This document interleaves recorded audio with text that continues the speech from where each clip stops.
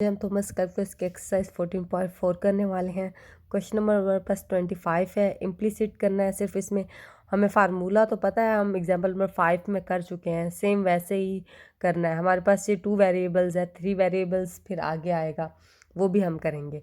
ठीक है, हमारे पास सबसे पहले ये क्वेश्चन दिया गया है। हमने क्या किया, लेट एफ फंक्शन को हम एफ से जाहिर करते हैं ना। हमारे पास कितने वेरिएबल्स हैं, 2 वेरिएबल्स हैं, तो हमने क्या कर दिया, 2 वेरिएबल्स लिख दिया और हमारे पास ये वैल्यू दी गई है इज इक्वल टू 0 के।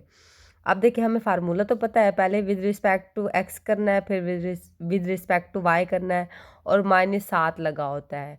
ठीक है, अब हमने क्या करना है, विद रिस्पेक्ट टू एक्स कर रहे हैं तो हमें पता है 3 पहले आ जाएगा, डेरिवेटिव ही होता है, बाकी वाई तो हमारे पास इसमें कांस्टेंट होगा। ठीक है, ये हमारे पास 3x एक्स का स्क्वायर आ जाएगा प्लस, अब ये हमारे पास कांस्टेंट है तो ये 0 हो जाएगी। अब इधर देखिए, हमारे पास x है, x किसके साथ हो जाएगा, 1 हो जाएगा, ये हमारे पास y आ जाएगा। ये सेम जैसे मैं आपको पहले बता चुके हैं, समझे, हमारे पास यहाँ पे x है, ये y है और ये x है। ठीक है, ये हमारे पास डेरिवेटिव में 1 हो गया, ये y हमारे पास वैसे का वैसे रहेगा, इसलिए हमने क्या किया, y लिख दिया। अब विद रिस्पेक्ट टू y कर रहे हैं, अब इसमें हमारे पास ज़ाहिर बात है x तो 0 हो जाएगा, कांस्टेंट है। अब यहाँ हमारे पास क्या हो जाएगा, -2। अब ये वाला जो 2 है इधर आ जाएगा, ये क्या हो जाएगा, 4y आ जाएगा। ठीक है, अब इधर देखते हैं, ये y 1 हो जाएगा, ये x आ जाएगा। ठीक है, अब यहाँ तक हो गया। अब ये माइनस, हमने क्या किया, आप देखिए माइनस, या तो हम क्या करेंगे, ऊपर मल्टीप्लाई कर देंगे, यहाँ माइनस आ जाएगा, यहाँ भी माइनस आ जाएगा। ठीक है, यहाँ तक हो गया।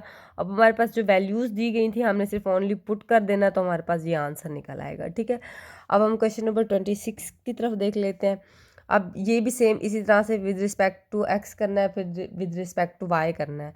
अब देखिए, यहाँ हमारे पास क्या हो जाएगा, x1 हो जाएगा, विद रिस्पेक्ट टू एक्स कर रहे हैं ना, ये y बच जाएगा, ये हमारे पास कांस्टेंट है, ये तो 0 चली जाएगी, माइनस ये 3 आ जाएगा क्योंकि x1 हो जाएगा ना, ये कांस्टेंट है, ये भी 0 हो जाएगा। विद रिस्पेक्ट टू y करते हैं तो ठीक है, हमारे पास y में क्या हो जाएगा, ये y 1 हो जाएगा, ये x आ जाएगा, प्लस यहाँ क्या हो जाए, y 2y आ जाएगा ना, डेरिवेटिव ले रहे हैं, ये कांस्टेंट है, ये तो 0 में चले जाएंगे, तो हमारे पास ये वैल्यू निकल आए। अब मैंने क्या किया, इसको ऊपर मल्टीप्लाई कर दिए, माइनस का हो गया, ये प्लस का हो गया। ठीक है, और हमें जो वैल्यूज़ दी गई थी, हमने सिर्फ ओनली पुट किया, तो हमारे पास ये आंसर निकला। अब क्वेश्चन नंबर 27 देख लेते हैं। ये भी सेम ऐसे लेट फंक्शन में लिख देने होते हैं, वेरिएबल्स इज इक्वल टू 0 हो गया। अब हमने विद रिस्पेक्ट टू एक्स करना है, विद रिस्पेक्ट टू एक्स करेंगे तो आपको पता है, यहाँ देख लेते हैं, 2x आ जाएगा, ये हमारे पास क्या हो जाएगा, x1 हो जाएगा, ये y आ जाएगा, ये 0 हो जाएगा, ये भी 0 हो जाएगा। अब विद रिस्पेक्ट टू वाई करना है हमने, तो ज़ाहिर बात है ये कांस्टेंट हो जाएगा क्योंकि विद रिस्पेक्ट टू वाई कर रहे हैं, तो ये 0 हो जाएगी वैल्यू। अब इधर देख लेते हैं, यहाँ हमारे पास क्या हो जाएगा, y 1 हो जाएगा, ये x बच जाएगा, प्लस अब ये 2y आ जाएगा, ये भी 0 हो जाएगा कांस्टेंट की वजह से।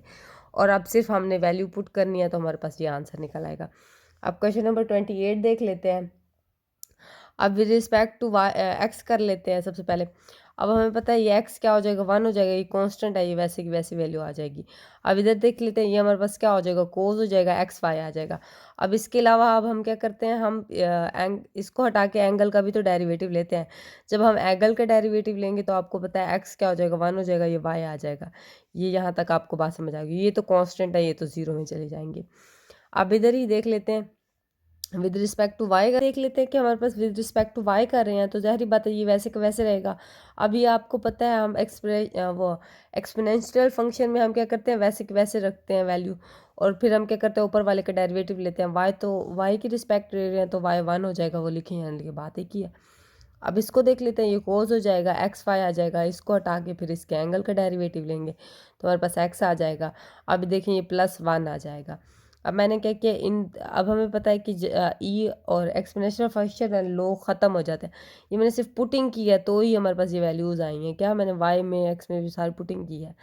अब ये और ये कैंसिल हो गए।